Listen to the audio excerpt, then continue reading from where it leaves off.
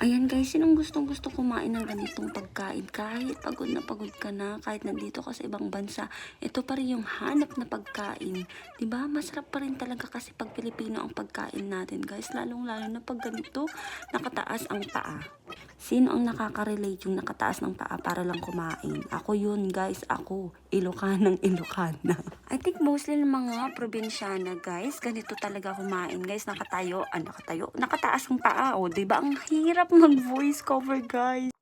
Ayan, ang ulam ko ay tinapa, may itlog, at syempre, hindi ko na nga lang din na kalimutan kainin yung nilagang baka. Ayan, kaya yan, leftover ko yung nilagang baka, guys.